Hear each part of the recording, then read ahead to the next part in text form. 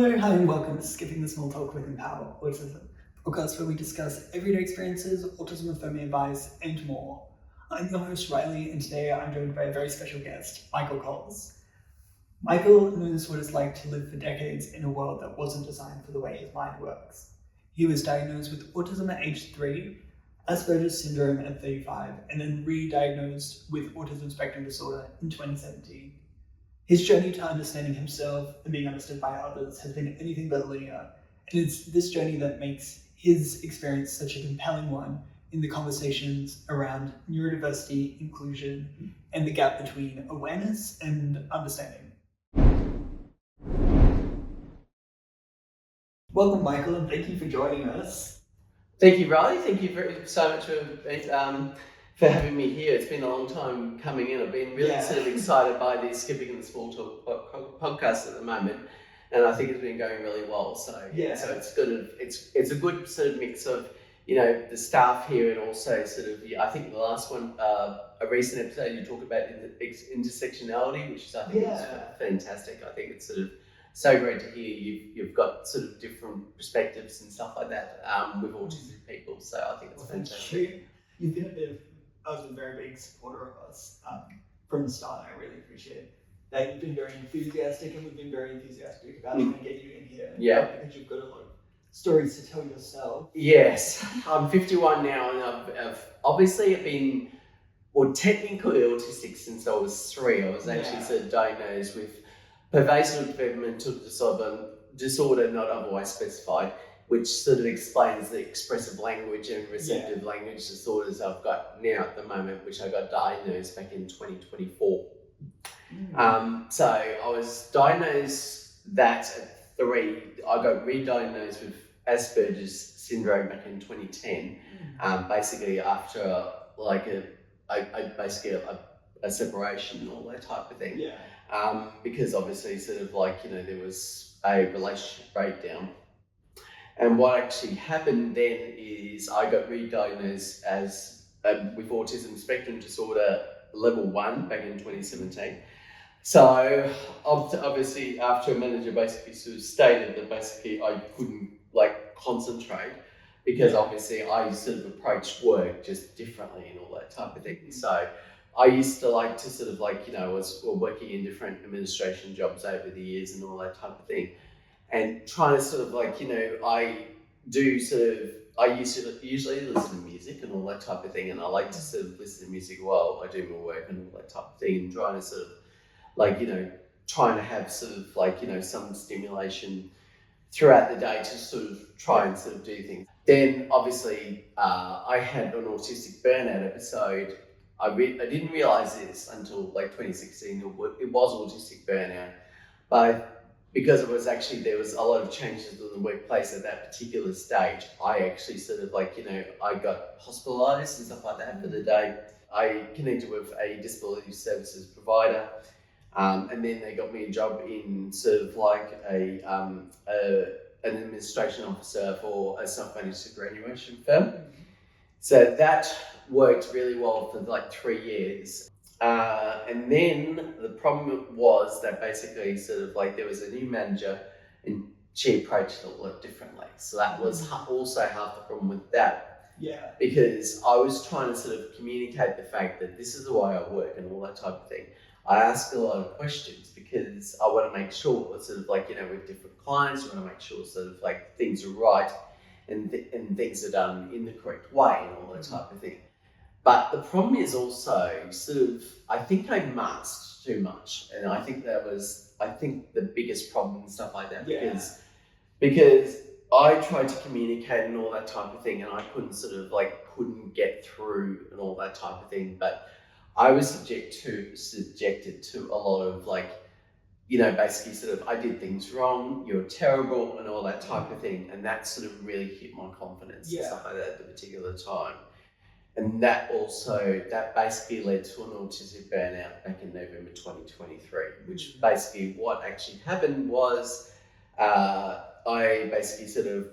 had to go to the hospital. I basically told my wife at the particular time, this is back on the 2nd of November 2023, that well, I told my wife that I couldn't do the job anymore and stuff like that because I was feeling like I wasn't being listened to. I wasn't feeling like I was being sort of paying attention to, you know, how I work and all that type of thing. And I tried to present that to all that type of thing. I think one of the volunteers from Power Autism at the time actually sort of put together like a checklist and stuff like that to present to my employer at the time. And what they did was they didn't even pay attention. They basically just didn't listen to me at all. So that, I think that was half the problem was that basically I basically sort of, this is the way I work, this is the way I like to work, and this is why I like to ask a lot of questions and all that type of thing. Try and sort of be sort of like, I want to be authentic with who I am and all that type of thing. And I needed to disclose because because of obviously all these conditions I've experienced and stuff like that in my 51 years of being alive, it's really important to me that basically I can work the way I need to do, and basically sort of like I need to sort of like, communicate the way so I sort of know how others sort of perceive. I think the perception, is the biggest problem in the workplace, especially with autistic people. And I think it's also the way that I spoke is just patterns are just a little bit different. It's not necessarily wrong. It's just basically just different.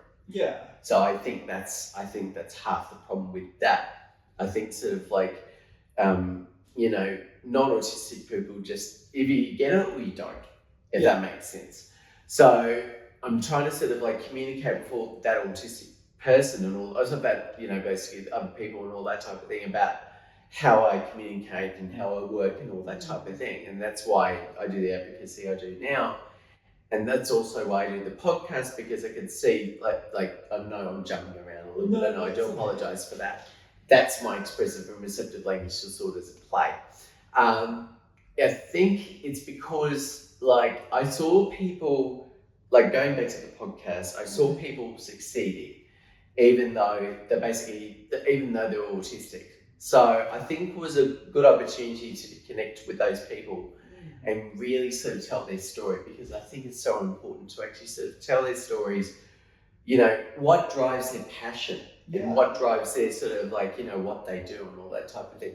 Well, I mean, there's all this work that you can do when you're in the workplace to, advocate for your own needs and try and communicate and get on the same level as people. But if they're not meeting you at your level, it's kind of a lot of work for you to put in. I can see why that would lead to burnout. Yeah, especially with burnout, because I think sort of you try and try to basically sort of just basically you're just missing the point. You just don't get it. And that's I think that's half the problem with trying to basically advocate for us, because we need more autistic leadership in the workplace. So trying to sort of get that to the workplaces. And we need to sort of I want to try and sort of go into those workplaces and just see what's actually occurring and why autistic people are being marginalised and all that type of thing. I'll just go back. I know I'm jumping around a little bit, I'm rambling, but obviously I got diagnosed with autism back in 2017, and then sort of after the burnout episode in November 2023, I got a functional capacity assessment done by my OT, and basically she's basically said that basically I can only do one thing at a time. And I think the sort of having sort of doing one thing at a time and stuff like that has really sort of opened my eyes to the way I work and why I operate the way I do. It's not wrong, it's just different. So, and obviously I've got sort of the receptive and expressive language disorders, and obviously I understand things differently, and also I communicate things differently. So that's why I sort of I ramble and all that type of thing. And I finally got my ADHD diagnosis last year. Main reason I got that because at the weekend I was after a full week at work, I could not function. And I think sort of I was obviously trying to sort of I had obviously 2 children, One's 8, one's 3, which we'll talk about in another episode.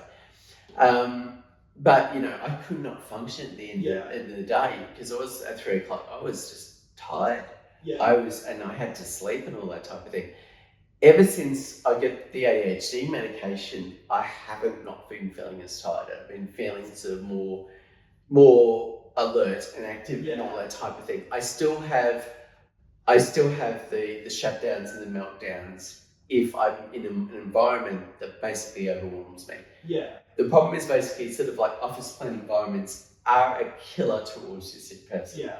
And I think that's also half the problem as well, because I work comfortably at home and all that type of thing. I sort of like, do little bits and pieces of self-employment, like do the podcasts and all that type of thing, and just do little bits and pieces. But it's as a result, I had to resign from full-time work, and then sort of like, I can't work as I work in a different way. So I just do sort of little bits and pieces here and there. Obviously, I am proud to be autistic, and I think sort of like I need to sort of like I need to make sure that people are proud to be truly inclusive and representative of who they are as an identity. Because there's nothing wrong with being autistic. It's basically just it's your brain's way of working, and I think it's sort of like a lot of employers are starting to do that, but we've still got a long way to go. You shouldn't have to compromise your identity or mask your identity just to fit into a workplace. And masking is so damaging. You sort of like, people have no idea of how masking sort of affects your executive functioning, and basically sort of it leads to meltdowns, it leads to shutdowns. If there's too many things going on at the same time and all that type of thing, and you try and sort of like, if there's sudden sort of changes or that type of thing, and then sort of like, or you get pulled into meetings, or basically sort of like, you sort of, if there's no context, like in an email, basically sort of say, oh, can I have a chat to you? And I basically sort of like, I need to know what it's about. What is it about and all that type of thing? Because if I don't have context of that thing and I'm not prepared for it, then sort of like, sort of like you get in and then you get hit with accusations, and that also like leads to shutdowns and meltdowns and distress and stuff like that with autistic people, because even though it's constructive, or you sort of like, you need to be kind with these sort of like the way that basically you present it and all that type of thing, or you present it in an email in a factual way, then you can sort of like break down all the steps, and then you can sort of like, answer all the questions and all that type of thing, rather than then there's sort of like the anxiety obviously comes from the fact that sort of like, am I in trouble? Or basically sort of like, you're trying to express who you are and all that type of thing. And basically sort of like, this is my autism in play. And obviously sort of like, there's a lot of discrimination with people with autism, and there still is, and that's half the problem. Well, you came sort of out the end of your burnout cycle a little while ago, and you've changed the way you've been working since then. I've had to sort of like, work from home, because I'm in a comfortable environment. I do some ad hoc work with you guys as well, which I've been really proud of, and I know sort of like, Aida and Tamara have been really fantastic with that work as well. And also Emma, who was previously here as well. She was basically trying to sort of like, we started that sort of process off, and now we're sort of at the final sort of like, we're at the final sort of like stages of getting this to workplaces and all that type of thing. So I'm really passionate about seeing this come to fruition and all that type of thing, because I think it's so important with workplaces to actually sort of do this, and basically sort of trying to make sure sort of that people are respected, because I don't want to see people in the same position that I am now. You're working on your own podcast to sort of discuss these issues of workplace advocacy and things like that, and you're also working on the Empowered Minds program. Yes, that's correct. So we're in the final process of like doing a webinar and stuff like that for businesses and organisations at the moment, to try and sort of like break down the stigma of autism and all that type of thing, and trying to be sort of autistic affirming or neuro affirming. That's sort of like both the same term. Whereas, like, you know, you want to have workplaces that basically sort of that autistic people do enjoy. And I think sort of like, I don't know, there's some people who are doing it really well. I know my OT and stuff like that she's built a business and she's been late identified as ADHD herself. Who's really built a workplace basically with neurodivergent people in mind, which is, I think, sort of like more workplaces should be in that sort of like space as well. So I think sort of it's very important to like, well, for me, I like to sort of like get sort of to the crux of why we're being discriminated against. And I think it sort of comes down to, well, firstly, training for starters. There's not a lot of training, especially with GPs, doctors, and basically sort of people who are just not sort of like trained in autism and all that type of thing, and sort of like they don't get how autistic people work. Yeah. And that's what we're trying to break down the stigma against. So that's it's a really big passion of mine. I know there's a lot of there's some autistic people that are actually sort of doing the same thing. For example, Annie Crow for Neuro Access program, she basically she's a human rights lawyer. She sort of tries to advocate for organisations and stuff like that to actually sort of be really sort of like neuroinclusive and all that type of things. I think we need more neurodivergent leaders and stuff like that because they can get who we are and we can sort of like accommodate the environment to our working styles. Yeah, there's so many people who've had similar experiences with burnout in workplaces who I think if we can change the systems or the leaders or the understanding that these organizations have, then we can benefit not just you as an individual autistic person. And as they say in the classics, I know Yellow Ladybugs have done this and stuff like that. I know a few people have done this at their conferences. They've been really sort of like, really sort of fierce in terms of their advocacy work and all that type of thing.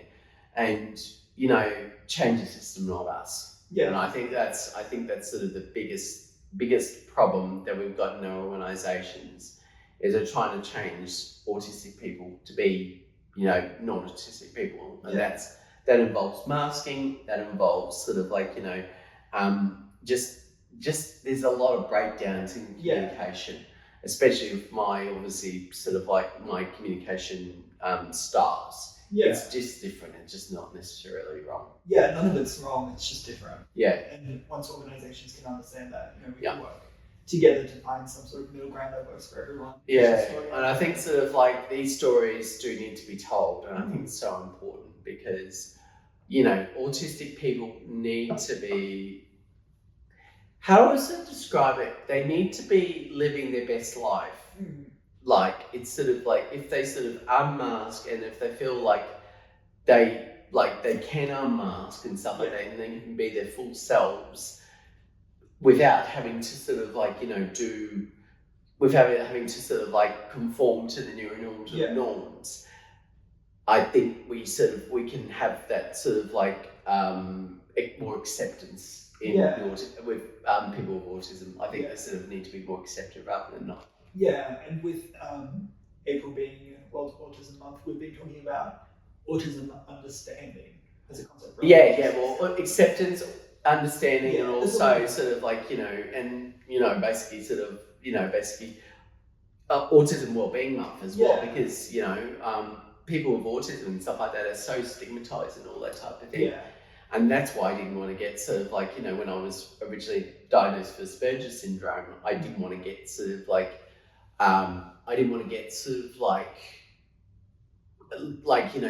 therapy and stuff like that, because I felt like, I was okay. I felt like I was okay, but I really wasn't. I think that was half the problem. A lot of it's just breaking down the stigma. For organizations, for people in the community, for autistic people themselves. Exactly. And I know since you rebadged as a autism, I'm not too sure when, I think, because it was Asperger Services Australia, but then obviously when I first attended the meetings, obviously I tried to sort of like present my case and all that type of thing. And they basically said they tried that. And now obviously with what you guys have been doing has been life changing for autistic people. Thank you. So I mean, I'm really proud of what how autism has done over the last couple of years, and now we're sort of at the stage where sort of there's been really great breakthroughs, especially in terms of accessibility as well. Basically, I've obviously got the National Assistance Card. We've got an episode on the Deep Dive podcast about talking to the CEO of the National Assistance Card. So this is my National Assistance Card. I'm wearing it with the hidden sunflower lanyard as well, because I know sort of airports, shopping centres and all that type of thing can be very overwhelming and all that type of thing. Theme parks especially, which I basically had a thing on Tuesday. I'll tell you more about that in one of the other episodes. But this is a really good card to sort of have as well, and that's sort of like, if you're sort of in a bit of distress, I think it's a really important tool to have. Yeah, thank you for joining us on this episode as well. It's been lovely to talk to you and hear about all. That's all right, not a problem. Absolutely not a problem at all. I'm really appreciative that you invited me on in the first place, and congratulations on a successful run with the podcast as well. And I'm looking forward to how this podcast will evolve and all that type of thing, because exploring the autistic identity is really, really important. Yeah, well, we're really excited as well. Is there any closing words that you wanted to give? Autistic people are still stigmatized at the moment. I think you need to more understand how the autistic brain works and also how people's brain works and stuff like that. It may be different, it's not necessarily wrong. I've done some public speaking as well. I did some talks on autistic burnout and how to work for an autistic person at the Brisbane and Gold Coast Disability Expos. I'm going to be presenting the same thing at the Neurodivergent India Affirming Therapy Conference. I'm doing a pre-record for the Melbourne conference in July, and I've also I can't really I've got another sort of announcement which I can't sort of discuss yet because it'll be sort of we've got sort of some public speaking at the Neurodivergent Wellbeing Conference, which has been held on the Gold Coast at the end of September, because I went there last year with the Deep Dive podcast. I did a post presentation on the same thing with autistic burnout and how to work for an autistic person. So I worked it out as a post presentation. That worked really well, and obviously I presented the Neurodivergent Minds Conference in October after that. So trying to sort of get some more public speaking gigs and trying to sort of tell my story will be really important. And please feel free to contact me if you want to have a public speaker and just talk about things in the workplace, because I think our story needs to be told. And thank you for listening to this podcast episode as well. Michael will be joining us in another episode coming up soon, hopefully. Okay, sounds good. We'll see you in that one. All right, thanks, Riley. Thank you for having me on the Swimming in the Small Talk podcast. Thank you for coming. Cheers. Bye. Bye.